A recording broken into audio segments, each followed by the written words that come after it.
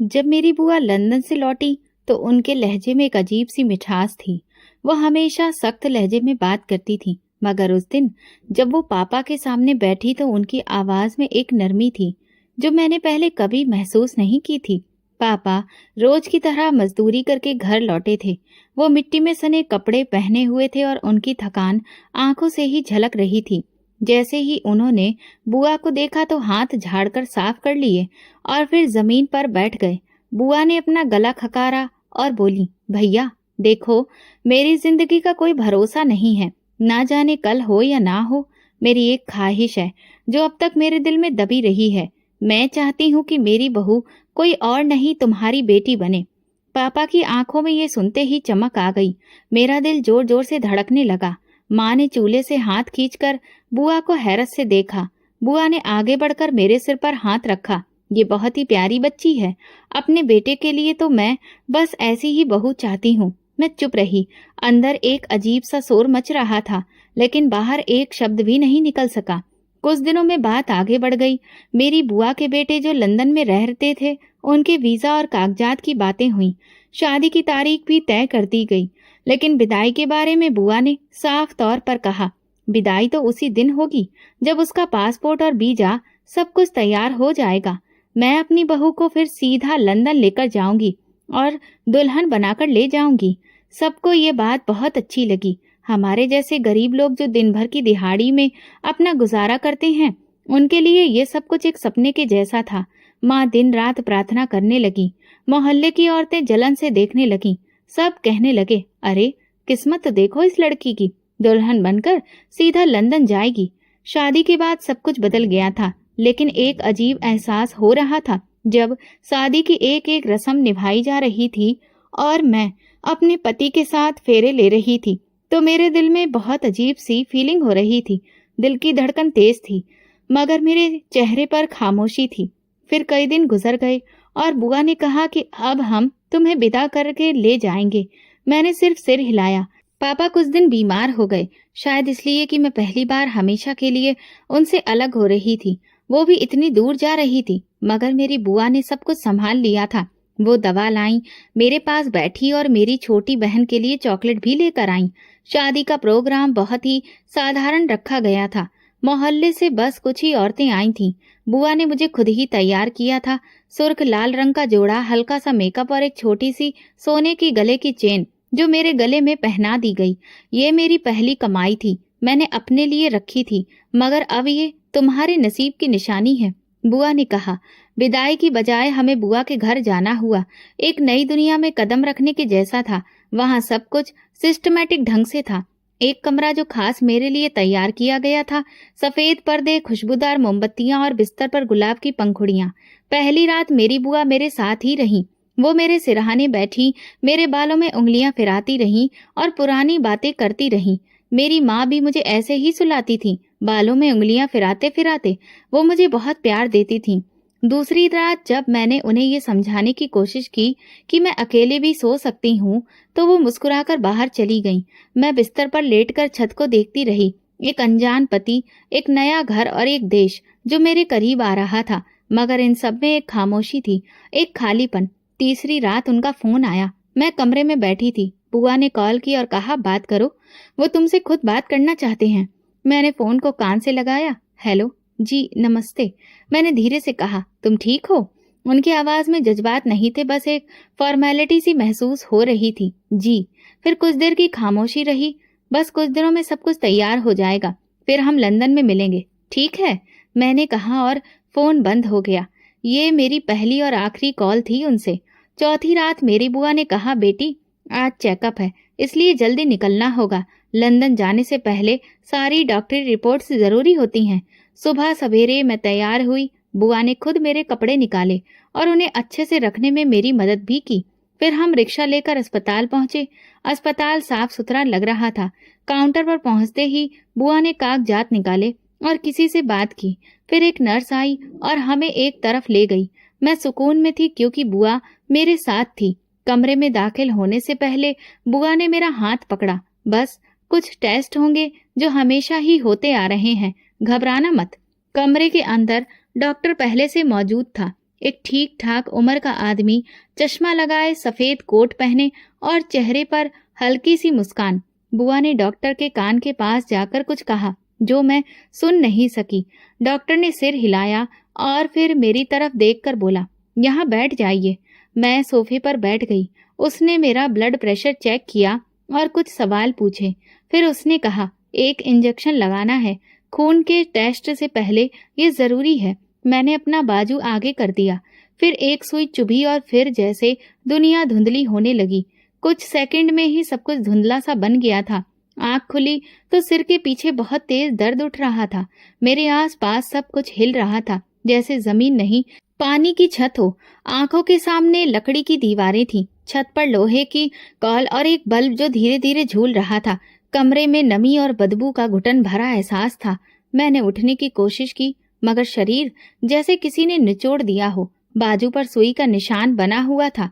हाथों में कमजोरी थी और सांस भी मुश्किल से आ रही थी।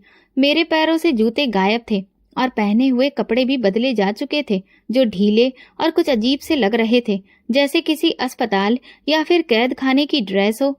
कमरे में कोई भी खिड़की नहीं थी, सिर्फ एक छोटा सा रोशनदान था जहां से समंदर का नीलापन झलक रहा था।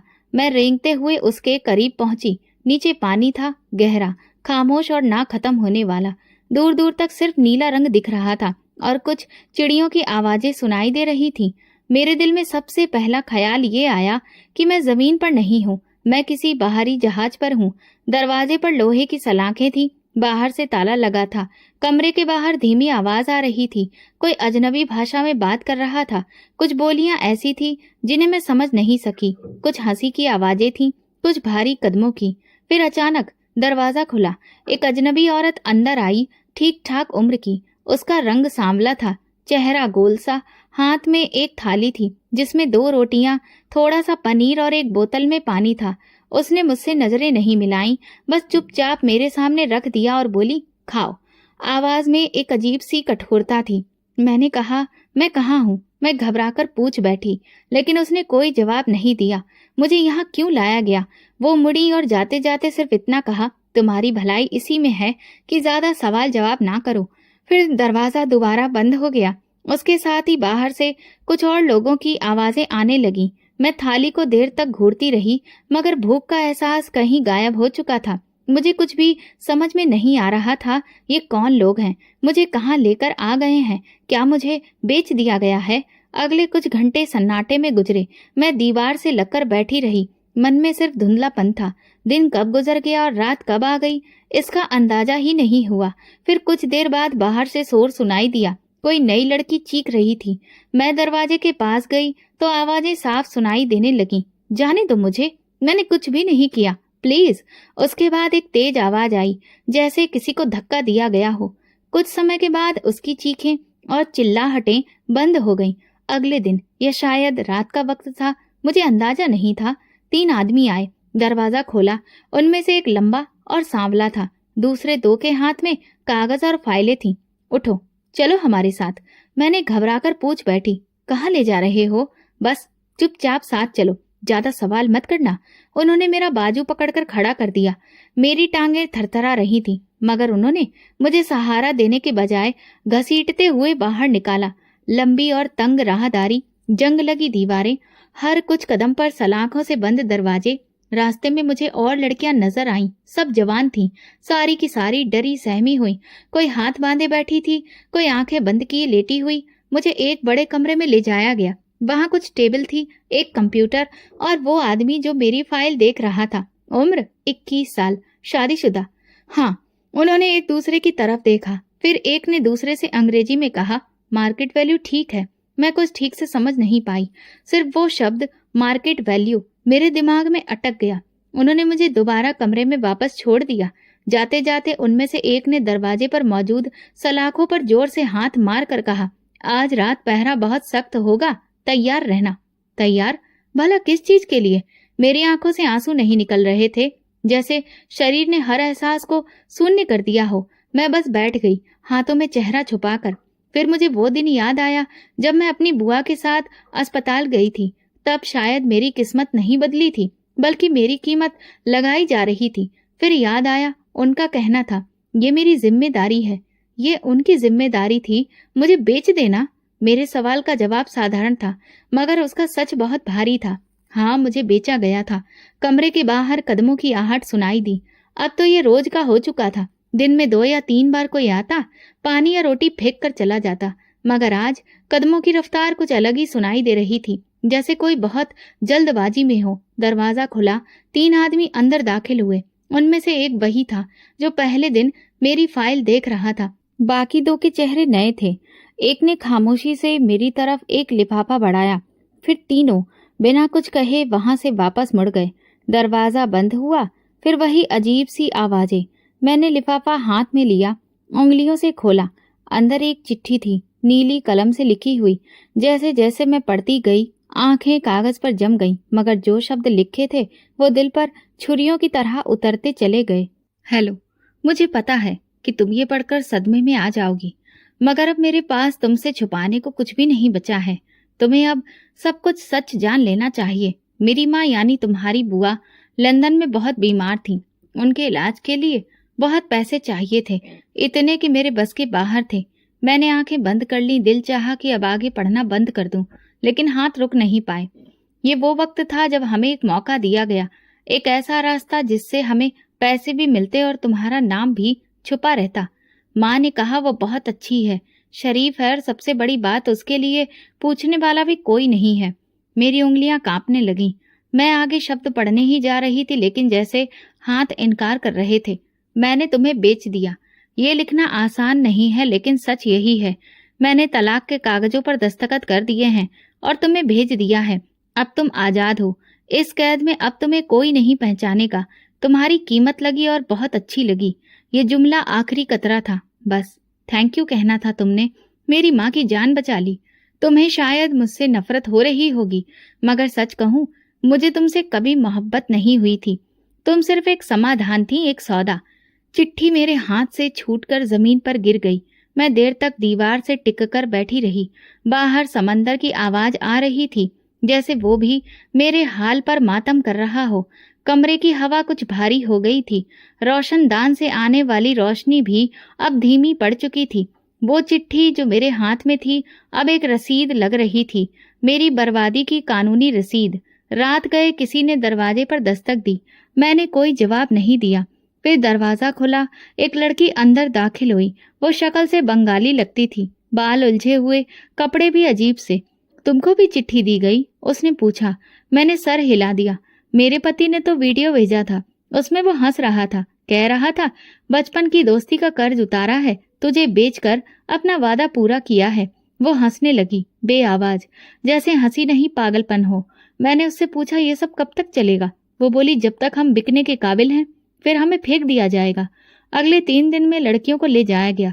एक लड़की ने विरोध करने की कोशिश की तो उसके मुंह पर थप्पड़ों की बारिश हो गई। उसे घसीट कर ले जाया गया। बाकी सब पत्थर बनी बैठी रहीं, जैसे हर किसी को अपनी बारी का इंतजार हो। दोपहर के वक्त दरवाजे के नीचे से एक नई चप्पल फेंकी गई। उस पर मेरा नाम लिखा था, साथ में एक यूनिट नंबर भी। मैंने चप्पल नहीं पहनी। मुझे सिर्फ अपना नाम देखकर यह एहसास हुआ कि अब मैं कोई इंसान नहीं, सिर्फ एक यूनिट हूँ। शाम को एक आदमी आया, सफेद वर्दी में, हाथ में फाइल। उसने कहा, तैयारी रखो, कल सुबह तुम्हें शिफ्ट करना है। कहाँ? मैंने पूछा। वहीं जहाँ तुम्हारी कीमत के मुताबिक जगह होगी। फिर वो चला गया। सुबह होने से पहले ही मुझे जगह दिया गया। 2 मर्द कमरे में आए। एक के हाथ में वर्दी जैसे कपड़े थे, दूसरे के हाथ में छोटा सा बैग। उन्होंने कहा, ये लो, पहन लो। कोई सवाल नहीं। वो दरवाजे पर इस तरह खड़े हो गए जैसे अगर मैं मना करूं तो जबरदस्ती करेंगे। मैं खामोशी से वो ड्रेस पहन ली। सर पर नकाब डाला गया जो आधे चेहरे को ढक रहा था। बैग में मेरे वही पुराने कपड़े थे जो शायद पहले दिन बदल दिए गए थे, एक कोने में दबे हुए, जैसे मेरा अतीत अब एक बोझ हो गया हो। कुछ ही देर के बाद मुझे एक कश्ती में बिठाया गया। 3 और लड़कियां साथ में थीं। सब चुपचाप। कश्ती कुछ घंटे चली, फिर एक बंदरगाह पर उतारा गया। वहां पहले से एक वैन मौजूद थी। दुबई की सड़कों पर वो वैन चलती रही। खिड़की से बाहर देखने की हमें इजाजत नहीं थी। वैन में एक और औरत भी थी जो बार बार कह रही थी, चुप रहना, यहाँ कोई सवाल नहीं करना। कई घंटे बाद एक बड़ी सी इमारत के सामने गाड़ी रुकी। बाहर से आम सा होटल लगता था, मगर अंदर एक और ही दुनिया थी। स्वर्ग जैसा कालीन, शीशे की लिफ्ट, चमकते हुए फर्श और एंट्रेंस पर 3 अलग अलग भाषा बोलने वाले लोग। हमें पीछे के दरवाजे से ऊपर ले जाया गया। एक लंबा रास्ता जहाँ दरवाजों पर नंबर लिखे थे, मगर कोई नाम नहीं। मुझे कमरा नंबर 408 दिया गया। कमरा साफ सुथरा था, लेकिन बेरंग। एक बेड, एक कुर्सी, एक अलमारी। दीवार पर एक कैमरा लगा हुआ था, बिल्कुल कोने में। ये क्या है? मैंने दरवाजा बंद करने वाले से पूछा। सिक्योरिटी, यहाँ हर चीज की मॉनिटरिंग होती है। फिर वो हंसकर बोला, जैसे तुम्हारे सुलूक की। फिर दरवाजा बंद किया और चटकनी लगा दी। शाम तक कोई नहीं आया। फिर अचानक इंटरकॉम बजा। एक आवाज आई, कमरा नंबर 408 तैयार रहो, विजिटर आ रहा है। मैं चौंक गई। विजिटर? किस लिए? थोड़ी देर बाद दरवाजा खुला। एक अरब शख्स अंदर आया। उम्र करीब 40, सफेद कपड़े, सोने की अंगूठियां और एक महंगा सा परफ्यूम। एक लम्हे के लिए वो रुका, मुझे सर से पांव तक देखा, फिर बोला, इसे मेरे कमरे में भेजो। फिर वो मुड़ा और बाहर चला गया। गार्ड ने एक दूसरे की तरफ देखा। फिर एक ने मुझसे कहा, चलो, ज्यादा वक्त बर्बाद मत करो। मैंने कदम पीछे खींचे। कहाँ? क्यों? यहाँ क्यों? इजाजत नहीं है यहाँ पर। इनकार की। तुम्हें वहीं जाना है जहाँ बुलाया जाएगा। मैंने सिर्फ एक शब्द कहा, नहीं। गार्ड आगे बढ़ा, मेरा बाजू पकड़ा और कहा, समझदारी इसी में है कि चुपचाप साथ चलो। अगर शोर किया तो अगली फ्लाइट में बांग्लादेश भेज दी जाओगी। मैं मजबूर होकर उसके साथ चलने लगी। वो मुझे होटल के एक और फ्लोर पर ले गया, जहां पर दरवाजे की पट्टी पर लिखा था VIP स्वीट। दरवाजा खुला, मैं अंदर दाखिल हुई। वही अब आदमी सोफे पर बैठा था, एक हाथ में सिगार, दूसरे में मोबाइल। मेरी तरफ देखे बिना बोला, तुम भारत से हो? मैंने सिर हिलाया। आवाज नहीं निकली। चलो अच्छा है, पर सुकून और खामोश। मुझे खामोश लड़कियां पसंद हैं। फिर उसने घंटी बजाई। एक नौकर आया और उसने अरबी में कुछ कहा। नौकर मेरे लिए एक ड्रिंक ले आया, शायद जूस। पियो, तुम्हारा दिन लंबा गुजरा है। मैंने गिलास हाथ में लिया, मगर पिया नहीं। शेख ने हंसते हुए कहा, पहली बार हो, कोई बात नहीं, तुम्हें आदत हो जाएगी। मैंने उस दौरान सिर्फ एक काम किया, गिलास जमीन पर फेंक दिया। मैं कोई चीज नहीं हूं जिसे आदत बना लिया जाए। शेख खड़ा हुआ और गार्ड को बुलाया, इसे नीचे वापस लेकर जाओ, यह अभी तैयार नहीं है। मुझे दोबारा कमरा नंबर 408 में वापस लाया गया और दरवाजा बंद कर दिया गया। अगले दिन एक और लड़की आई, वो भी भारतीय थी। हमने कुछ देर खामोशी में वक्त गुजारा। फिर वो बोली, यहाँ रहना है तो समझौता करना पड़ेगा। जिसने मुंह खोला वो अगले जहाज में होती है, पता भी नहीं चलता कहाँ गई। मैंने पूछा, कोई बचा है यहाँ से? सुना है एक लड़की दुबई पुलिस तक पहुंच गई थी, मगर उसके बाद वही पुलिस वाले गायब कर दिए गए। हमने खिड़की से बाहर देखा। नीचे एक स्विमिंग पूल था और कुछ लड़कियां तैराकी कर रही थीं, वही यूनिफॉर्म में, वही बेजान चेहरों के साथ। ये होटल नहीं, बाजार है। यहाँ सब कुछ बिकता है, बस कीमत तय होना बाकी होती है। वो लड़की बोली और फिर खामोश हो गई। रात को दरवाजे के नीचे एक पर्ची फेंकी गई। उस पर लिखा था, तुम्हारा अगला ग्राहक 8 बजे पहुंचेगा, तैयार रहो। मैंने पर्ची को देखा और दिल ही दिल में फैसला किया, मैं यहाँ रहूं या ना रहूं, लेकिन जो कुछ भी मेरे साथ हुआ वो मैं किसी और के साथ नहीं होने दूंगी। ये अंधेरे हमेशा नहीं रहते। उसी दिन होटल में कुछ गैर मामूली हलचल थी। स्टाफ तेजी से इधर उधर भाग रहा था। दीवारों पर लगी लाइटें साफ की जा रही थी। लॉबी में नए फूल लगाए जा रहे थे। कमरे के बाहर एक गार्ड ने आकर सिर्फ इतना कहा, आज कोई खास मेहमान आ रहा है, सब अलर्ट रहो। मैंने खुद से सवाल किया, खास मेहमान का हमसे क्या लेना देना? लेकिन सवाल पूछने का कोई फायदा नहीं था। शाम को दरवाजा खुला। एक नई पोशाक लाई गई, सफेद और नीले रंग की, खूबसूरत लेकिन साधारण। उसके साथ एक नोट था, ये पहनो, आज तुम्हें नीचे बुलाया जा सकता है। मैंने उस ड्रेस को वहीं रख दिया। किसी नोट या आदेश की अब मेरे लिए कोई अहमियत नहीं थी। मैं वही पहन रही थी जो मेरे शरीर पर था। 8 बजे के करीब इंटरकॉम बजा, कमरा नंबर 408 तैयार हो जाओ, विजिटर तुम्हें देखना चाहता है। मैंने कुछ नहीं कहा, खामोशी से दरवाजे के सामने खड़ी हो गई। दरवाजा खुला। गार्ड ने मुझे नीचे ले जाने का इशारा किया। मैं उनके साथ लिफ्ट में सवार हुई। लिफ्ट का शीशा साफ था और नीचे जाते हुए पहली बार मैंने खुद को पूरी तरह से देखा। सूखा हुआ चेहरा, आंखों के नीचे हल्के काले घेरे, और वो चेहरा जो अब अपना नहीं लगता था। लॉबी में पहुंचे तो वहां काफी लोग थे। सबकी नजरें व्यस्त, कोई किसी से बात कर रहा था, कोई लैपटॉप पर झुका हुआ था। उन सब में एक लड़का बिल्कुल अलग खड़ा था। ऊंचा कद, बादामी रंग, काले कपड़े और हाथ में एक फाइल। जैसे ही उसने मेरी तरफ देखा तुरंत सन्न रह गया। उसके हाथ से फाइल नीचे गिर गई और आंखें मुझ पर जम गईं। गार्ड ने इशारा किया, यही है, देख लो। वो मेरे पास आया, बहुत धीरे से, जैसे किसी सपने की तरफ बढ़ रहा हो। ये तुम हो? उसने धीरे से कहा, जैसे खुद से पूछ रहा हो। मैंने कुछ नहीं कहा, बस नजरें झुका ली। मेरा नाम रोहन है, वो बोला। मैं दुबई में एक टेक्सटाइल बिजनेस का मालिक हूँ। मैं यहाँ किसी और काम से आया था, मगर जैसे ही तुम्हें देखा वो रुक गया। फिर जेब से तस्वीर का एक फ्रेम निकाला और मेरे सामने रखा। ये देखो। तस्वीर में एक लड़की बच्चों के साथ खेल रही थी। कपड़े मिट्टी से सने हुए थे, हंसती हुई, बाल बिखरे हुए, और वो चेहरा वही मेरा चेहरा था। ये तस्वीर 2 साल पहले इंडिया के एक गांव में ली गई थी। वहां मैं बिजनेस के सिलसिले में गया था। तब मैंने ये तस्वीर ऐसे ही ले ली थी, लेकिन बाद में ये मेरी हर फाइल, हर लैपटॉप, हर एल्बम का हिस्सा बन गई। मैंने तस्वीर को ध्यान से देखा और जैसे याद आया वो दिन जब मैं बच्चों को खेलना सिखा रही थी। तब जिंदगी साधारण थी, भले ही मुश्किल थी, मगर आजादी थी। मैंने कभी सोचा नहीं था कि वही चेहरा एक दिन यहाँ इस हालत में, इस जगह पर देखूंगा। फिर उसने इधर उधर देखा और धीरे से आवाज में बोला, यहाँ सब ठीक नहीं है, मुझे मालूम है, मगर मुझे ये भी मालूम है कि अगर मैं कुछ ना करूं तो शायद तुम कल तक यहाँ ना रहो। मैंने पहली बार उसकी आंखों में देखा। वहां खौफ भी था, हमदर्दी भी, और कुछ और। शायद वही एहसास जो बरसों पहले मेरे बाप की आंखों में होता था, जब वो काम से आकर मुझे अपनी गोद में बिठाता था। तुम कुछ नहीं कर सकते, मैं धीरे से बोली। ये जगह सिर्फ शरीर मांगती है, आवाज नहीं सुनती। मैं कुछ ना कुछ जरूर करूंगा, उसने अटल लहजे में कहा। मुझे पता है यहाँ और भी लड़कियां हैं। मैं पुलिस से बात करूंगा, मीडिया में आवाज उठाऊंगा। तुम बस हिम्मत मत हारना। उसी पल एक गार्ड पास में आया। वक्त पूरा हो गया है, चलिए। रोहन ने तुरंत एक कार्ड मेरी तरफ बढ़ाया। इस पर मेरा नंबर है, जैसे ही मौका मिले फोन करना या कोई मैसेज भेजना। अगर कुछ ना कर सको तो किसी को ये दे देना, मैं समझ जाऊंगा। मैंने कार्ड ले लिया और बगैर कुछ कहे दोबारा लिफ्ट में चढ़ गई। ऊपर पहुंचकर जब दरवाजा बंद हुआ तो मैं कार्ड को देखती रही। Rohan Khanna, director, Raman textile, UAE. ये कोई सपना नहीं था। पहली बार ऐसा लगा कि शायद कोई बाहर वाकई मेरी हालत को समझ पाया है।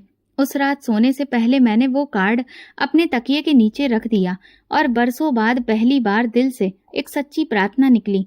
अगले दिन वो दोबारा आया, मगर इस बार ना किसी विजिटर कार्ड के साथ, ना गार्ड के साथ। एक नौकर ने मेरे दरवाजे पर दस्तक दी। नीचे जाना है, मेहमान आए हैं। दिल में हल्की सी उम्मीद जगी। मैंने धीरे से कार्ड जेब में रखा और गार्ड के साथ नीचे चली गई। लॉबी में पहुंचकर देखा वो वहीं खड़ा था, रोहन। इस बार उसकी आंखों में कल जैसा एहसास नहीं था, एक फैसला था। उसने कुछ नहीं कहा, बस मुझे देखा। मैं समझ गई वो अब कुछ कर चुका है या करने वाला है। हमारी आंखें मिली ही थी कि होटल की पिछली तरफ अचानक एक शोर हुआ। लोग भागते हुए लॉबी से गुजरे। एक नौकर ने रिसेप्शन के फोन से कॉल करने की कोशिश की, मगर रोहन ने आगे बढ़कर फोन की तार खींच ली। पुलिस आ रही है, सब कुछ बंद करो, किसी ने अरबी में चिल्लाकर कहा। 2 लम्हों में होटल की फिजा ही बदल गई। दरवाजे बंद किए जाने लगे, गार्ड भागते नजर आए। मैं पीछे हट गई। रोहन ने तुरंत आकर मेरा हाथ पकड़ा। यहीं रहना, कोई भी आए तुम बिल्कुल चुप रहना। वो सीधा बाहर की तरफ भागा। कुछ लम्हे गुजरे थे कि बाहर से गाड़ियों के दरवाजे खुलने और बंद होने की आवाज आई। फिर एक जोरदार आवाज, जैसे कुछ टूटा हो। मैं वहीं खड़ी रही। 2 पुलिस वाले अंदर आए, एक के पास कैमरा, दूसरे के पास वायरलेस। उन्होंने सबसे पहले रिसेप्शन के कंप्यूटरों को अपने कब्जे में लिया। 2 lady police officer hotel staff को रोक रही थीं और एक एक कैमरा चेक किया जा रहा था। एक ऑफिसर ने मुझे देखा और आकर पूछा, तुम कहाँ की हो? इंडिया की, मैंने जवाब दिया। नाम? पूनम। उन्होंने मेरी तरफ तस्वीर ली और एक लेडी ऑफिसर को आवाज दी, इसे ऊपर ले जाओ, बाकी लड़कियों को भी निकालो। जब हम ऊपर पहुंचे तो कमरा नंबर 405, 406, 409, 410 खोले जा चुके थे। हर कमरे से एक लड़की निकली, सबकी हालत कमजोर, आंखों में नींद और डर। कमरा नंबर 412 बंद था। दरवाजा खोला गया तो अंदर कोई नहीं था, सिर्फ एक बेड और एक खाली बोतल। एक अफसर ने सर हिलाया, ये जा चुकी है, शायद सुबह ही।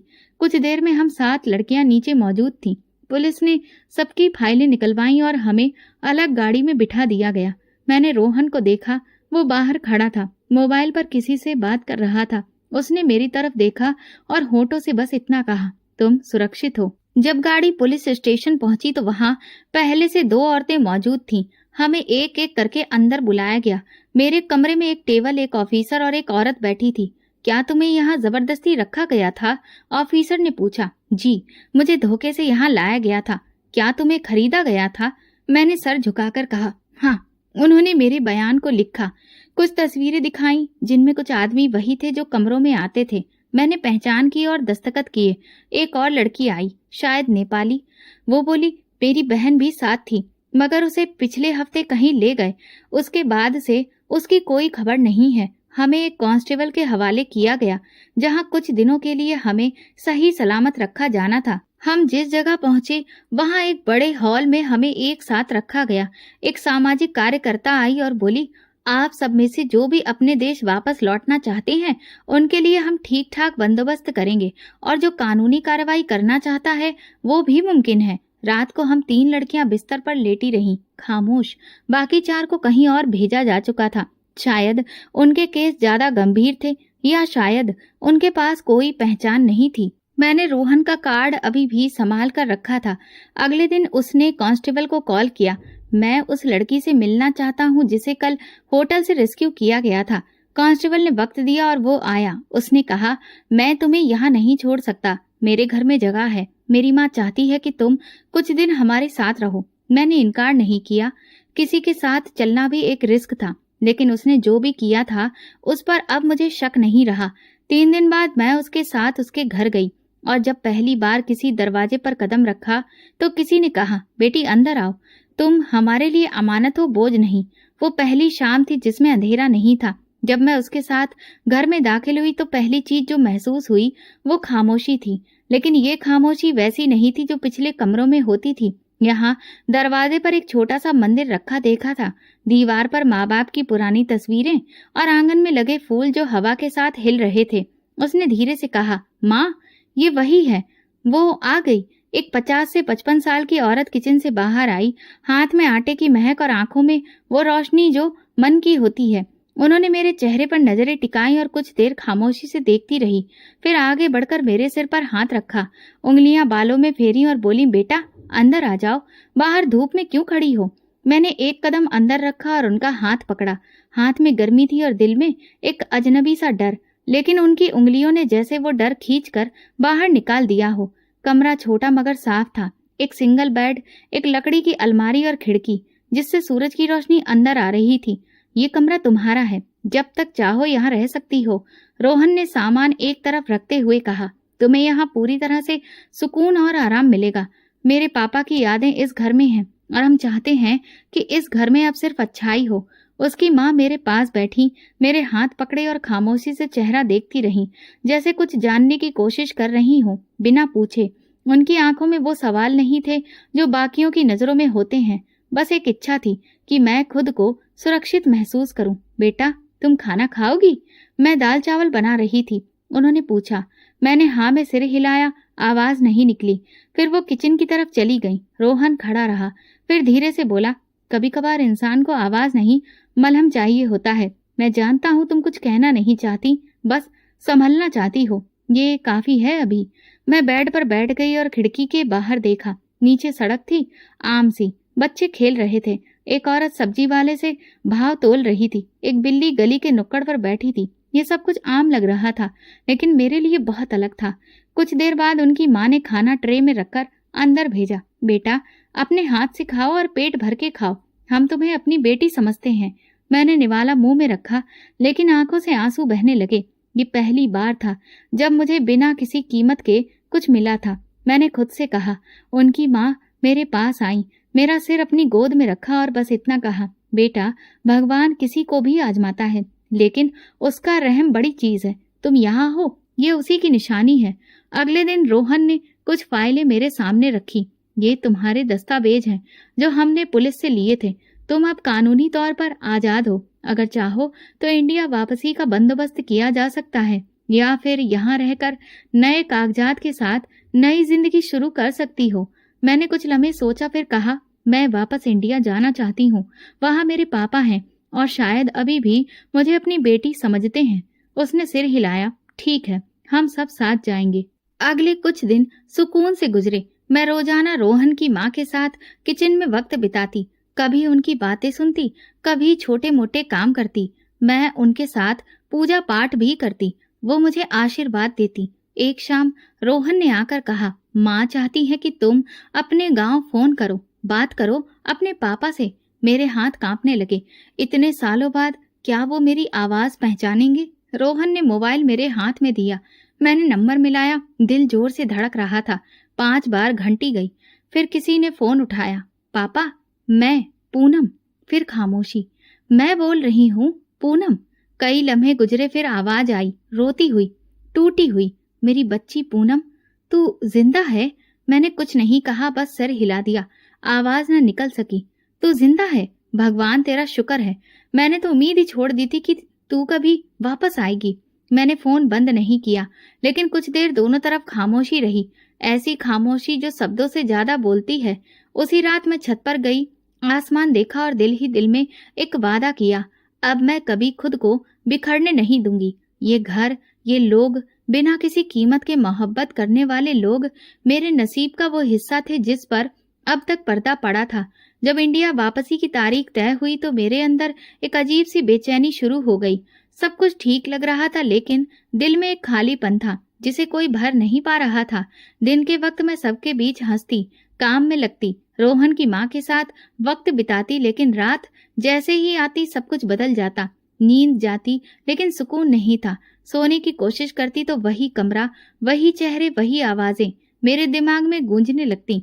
सपनों में कभी वो अरब शेख होता, कभी वो दरवाजा जिस पर मेरा नाम लिखा था। अक्सर ऐसा लगता जैसे किसी ने मेरे मुंह पर हाथ रखा और मैं बोल नहीं पा रही। एक रात अचानक मैं चीख कर उठी। सांस फूल रही थी, पसीने में भीगी हुई थी। कमरे में अंधेरा था, सिर्फ दरवाजे के नीचे से हल्की रोशनी आ रही थी। मैं बेड से उतरकर कमरे के कोने में गई, घुटने सीने से लगाकर खुद को दिलासा देने की कोशिश की, लेकिन आंखें बंद करते ही वही सब दोबारा लौट आता। दरवाजा खुला। रोहन हाथ में पानी का गिलास लेकर अंदर आया, मेरे पास आकर बैठा और गिलास मेरी तरफ बढ़ाया। पियो, आराम से सांस लो।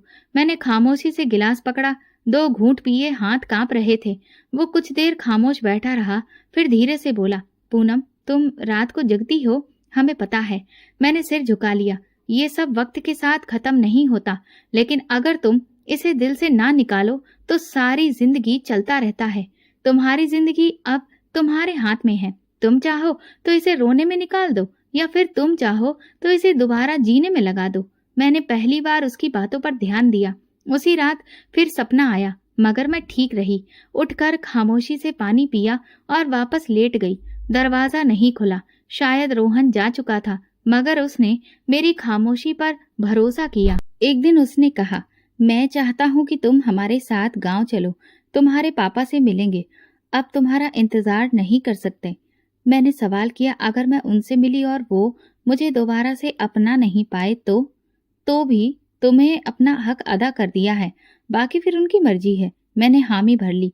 घर छोड़ने से पहले रोहन की माँ ने मुझे एक लाल दुपट्टा दिया जिस पर कढ़ाई हुई थी। ये मेरी शादी के वक्त का है, तुम्हें दे रही हूँ। जहाँ भी जाओ सर पर रखना, ये इज्जत की निशानी है। मैंने दुपट्टा पकड़ा, दिल में एक परत सी खुलती महसूस हुई। कुछ दिन के बाद हमें रवाना होना था। मैं रोज रात को सोती तो कोशिश करती कि अब मेरी चीख ना निकले, नींद में दबी आवाजों को मैं पी जाऊं। रोहन अभी भी अक्सर जागता था, लेकिन खामोशी से, जैसे वो जानता हो कि मैं खुद से जंग लड़ रही हूँ और उसे सिर्फ पास रहने की जरूरत है, समझने की नहीं। रातें अभी भी गहरी थीं, मगर सुबह की उम्मीद अब रोशनदान से झांकने लगी थी। सफर की तैयारी पूरी हुई तो रोहन ने खामोशी से मुझे वो बैग दिया जिसमें मेरे असली कपड़े, पहचान पत्र और कुछ कागजात थे। मैंने बैग को पकड़ा और कुछ देर तक बस उसे देखती रही। मेरे हाथों में वो सबूत था कि मैं अब दोबारा खुद को पहचान सकती थी, अपने नाम से, अपनी पहचान से। कई महीने गुजर चुके थे उस दिन को जब मैं बिना मर्जी के, बिना इरादे, खाली दस्तावेज बनकर किसी कमरे में जागी थी। सफर का आगाज दुबई एयरपोर्ट से शुरू हुआ। रोहन ने बोर्डिंग पास मेरे हाथ में रखा और बोला, ये तुम्हारा है, सिर्फ तुम्हारा। इस पर तुम्हारा नाम है, किसी और का नहीं। प्लेन की खिड़की से बाहर बादलों को देखते हुए मुझे वो लम्हे याद आए जब मैंने ये सोचना ही छोड़ दिया था कि वापस जा पाना अब मुमकिन होगा। अब जहां वो करीब था, जब दिल जैसे रुकने लगा था। रोहन बराबर वाली सीट पर बैठा था, मगर हमने ज्यादा बात नहीं की। सफर में अक्सर खामोशी ही सबसे ज्यादा बोलती है।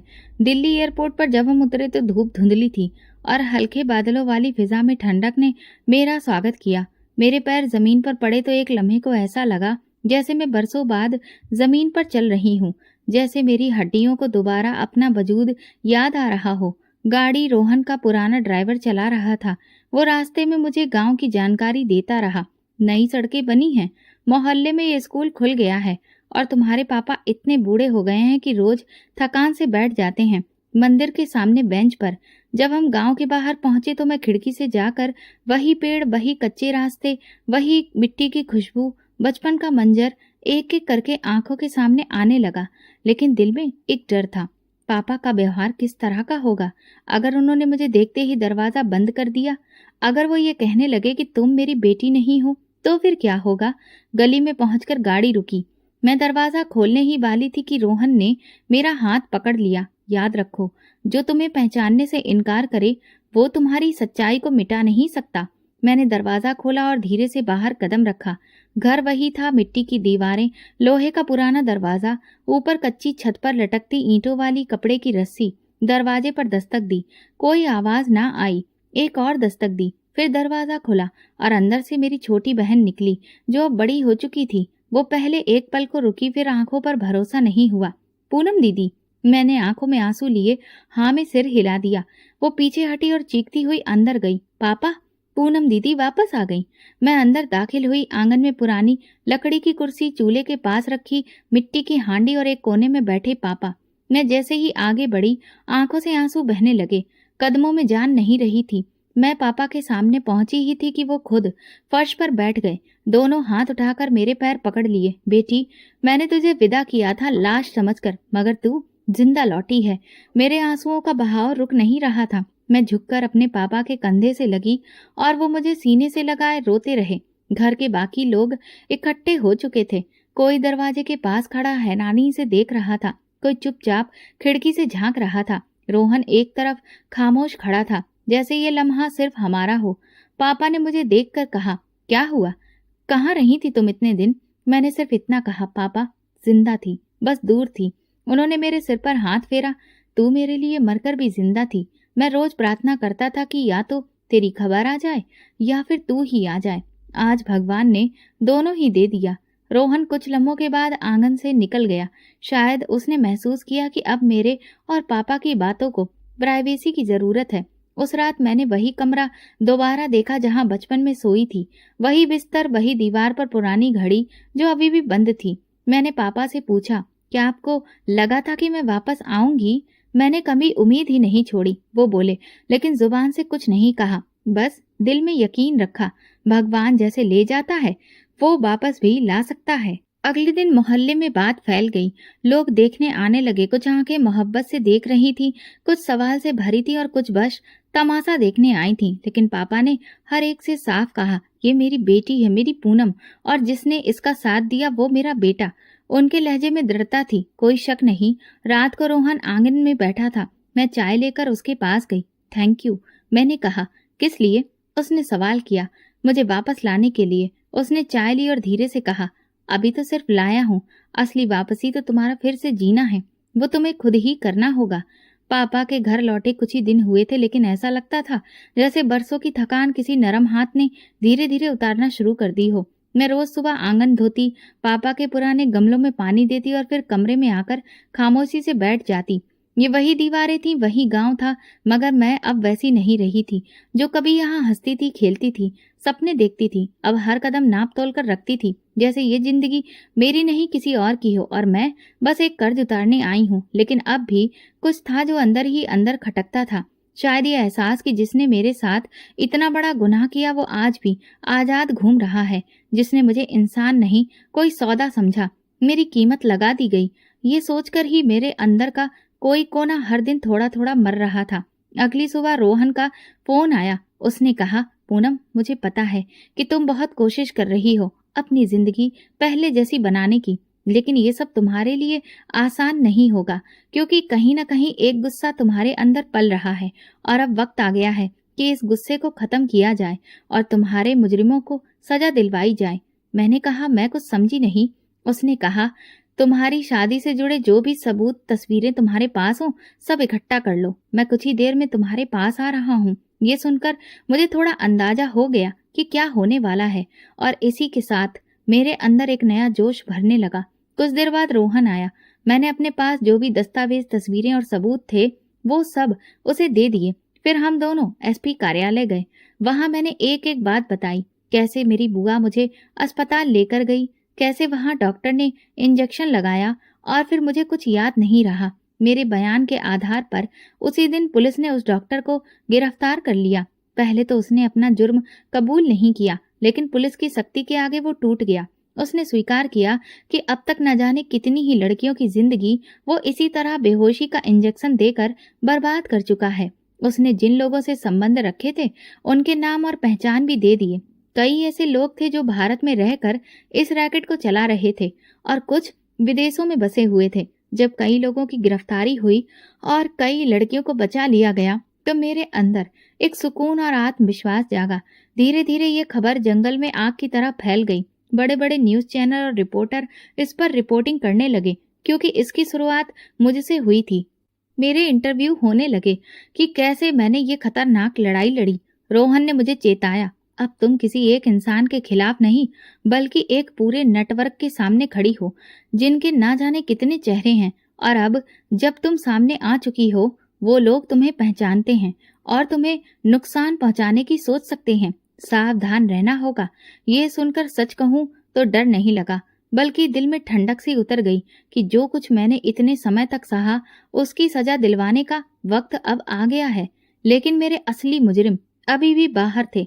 रोहन ने पापा को सब कुछ बताया और उन्हें समझाया कि इस वक्त मेरा अपने घर में रहना खतरे से खाली नहीं है। उसकी बातों पर भरोसा करके पापा ने मुझे उसके साथ एक सुरक्षित जगह पर भेजने की इजाजत दे दी। अब उन्हें रोहन पर भरोसा होने लगा था। और फिर एक वो शाम आई जिसका मुझे न जाने कब से इंतजार था। रोहन मुझे पुलिस स्टेशन लेकर गया। वहां मेरे सामने दो लोग खड़े थे, मेरी बुआ और उनका बेटा बेसलाखों के पीछे थे। पुलिस ने बताया कि वे लोग स्विट्जरलैंड में आराम की जिंदगी जी रहे थे। हालांकि उन्होंने मेरे अलावा किसी और लड़की के साथ ऐसा नहीं किया था, क्योंकि वे पेशेवर मुजरिम नहीं थे। उन्होंने मजबूरी में ये सब किया। इलाज के लिए पैसों की जरूरत थी, मगर मजबूरी भी किसी और की जिंदगी बर्बाद करने का लाइसेंस नहीं होती, और इसीलिए अब वे अपने गुनाह की सजा भुगतने के लिए तैयार थे। अगले दिन ही कोर्ट में पेशी हुई। एक एक करके वे सारे मुजरिम कोर्ट में पेश किए जाने लगे जो इस गुनाह में शामिल थे। मेरी गवाही के बाद और भी लड़कियों ने हिम्मत की। वे सामने आईं और उन्होंने ये इच्छा जाहिर की कि वे भी अब ऐसे लोगों को सख्त से सख्त सजा दिलवाना चाहती हैं। धीरे धीरे इंसाफ की इस लड़ाई में मैं अकेली नहीं रही। हम सबकी गवाही के आधार पर उन लोगों को कड़ी सजा सुनाई गई और उन्हें जेल भेज दिया गया। मेरी बुआ रो रो कर अपने गुनाहों की माफी मांग रही थी और दुआएं दे रही थी कि उन्होंने ये सब मजबूरी में किया। लेकिन मैंने उन्हें एक बार भी पलटकर नहीं देखा, क्योंकि गुनाह तो गुनाह होता है, उसके पीछे वजह चाहे जो भी हो। इस वाक्य के बाद मुझे बहुत सारी संस्थाओं, वेलफेयर सोसाइटीज जो महिलाओं और बच्चों के लिए काम करती थीं, वहां बुलाया जाने लगा। वहां लोग मुझसे सवाल करते, तुम कैसे बची और तुमने इस लड़ाई को कैसे लड़ा? मैं कहती, मैं बची नहीं थी, मुझे बचाया गया था, मगर अब मैं दूसरों को बचाने के लिए खड़ी हूँ। जब मैं अपनी कहानी सुनाती तो वहां कई ऐसी लड़कियां होती जो अपनी कहानियों को दिल में दबाकर बैठी थी। उन्होंने बताया कि मेरी भी अगली बारी होने वाली थी। मैं किसी तरह से बची। उनकी आंखों में आंसू देखकर मैं उनके हाथ पकड़ती और कहती, जो हुआ उसकी सजा अब ऐसे लोगों को मिलेगी और अब हमारे जीने की बारी है। मैं हर उस लड़की के लिए आज वो आवाज हूँ जो चुप रही, बिक गई या मार दी गई। अब मेरी कीमत कोई नहीं लगा सकता, क्योंकि अब मैं खुद अपनी कीमत जानती हूँ। और अब मेरी आवाज़ सिर्फ मेरे लिए नहीं, उन सबके लिए है जो सुनना चाहते हैं, या उनके लिए भी जो सुनने से इनकार करते हैं। मुझे महिलाओं के अधिकारों के लिए काम करने वाली एक बड़ी संस्था से ऑफर मिला कि मैं उनके साथ जुड़ूं और इस मुहिम में कंधे से कंधा मिलाकर चलूं। रोहन के मुझे हिम्मत देने के बाद मैं उस संस्थान से जुड़ गई, और आज मैं न जाने कितनी ही ऐसी लड़कियों को बचा चुकी हूँ जो बर्बाद की जा चुकी थीं या फिर बर्बादी की कतार में खड़ी थीं। जिंदगी अब सच में सुकून से गुजर रही थी, और मेरे अंदर का गुस्सा भी अब कहीं खत्म हो चुका था। एक नई पूनम अब खुली हवा में सांस ले रही थी। एक सुबह पापा ने कहा, शाम को अच्छे से तैयार हो जाना, कोई आने वाला है तुम्हें देखने के लिए। ये सुनते ही मेरे दिल में एक अजीब सी हलचल हुई और सवाल भी उठने लगे। क्या सच में वो आएगा? मैंने पापा से पूछने की कोशिश की, लेकिन उन्होंने कुछ भी खास नहीं बताया। शाम को 3 गाड़ियां आकर घर के सामने रुकीं। जब मैं गाड़ी से उतरते हुए रोहन को देखा तो मेरे दिल की धड़कनें बढ़ चुकी थीं और आंखों में खुशी के आंसू थे। मैं शायद सुबह से इसी लम्हे का इंतजार कर रही थी। मैं इसी चेहरे को अपने सामने देखना चाहती थी, लेकिन ये कहने की हिम्मत किसी से नहीं कर पाई थी। रोहन ने मुझे देखा और अपने चेहरे पर हल्की शरारती मुस्कान फैलाई। उसकी माँ मेरे पास आई। उन्होंने प्यार से मेरे सर पर हाथ रखा। कुछ रस्मी बातें हुई और शादी की तारीख तय कर दी गई। मेरे लिए काफी सारे गिफ्ट्स लाए गए, जिनमें कपड़े, जेवर और न जाने क्या क्या था। 1 हफ्ते बाद ही शादी थी, बहुत ही साधारण तरीके से। पापा बहुत खुश थे, क्योंकि उनकी प्यारी बेटी की जिंदगी एक बार फिर से बसने वाली थी। 1 हफ्ते बाद मेरी और रोहन की अच्छे से शादी हो गई। मैं कभी सोच भी नहीं सकती थी कि एक दिन मेरी जिंदगी, जो कि नर्क जैसी हो गई थी, आज उसे एक बार फिर से स्वर्ग बनने का मौका मिलेगा। लेकिन ये सब सिर्फ रोहन की वजह से हो पाया और भगवान की कृपा से। शादी के बाद रोहन ने इंडिया में ही रहने का फैसला कर लिया। वो अपना यहाँ का फैलाया हुआ कारोबार संभालता है और दुबई का कामकाज वो महीने में 2-3 बार वहां जाकर देख लेता है। मैं अभी भी अपनी मुहिम से जुड़ी हुई हूँ, जिसने मुझे एक नई पूनम, एक नई पहचान दी है। तो दोस्तों, अगर आपको हमारी कहानी पसंद आई हो तो कमेंट करके ज़रूर बताएं। वीडियो को लाइक करें और ज़्यादा से ज़्यादा शेयर करें। अगर आप चैनल पर नए हैं तो सब्सक्राइब जरूर करें और नोटिफिकेशन बेल को दबाएं, ताकि अगली अपडेट सबसे पहले आपको मिले। धन्यवाद।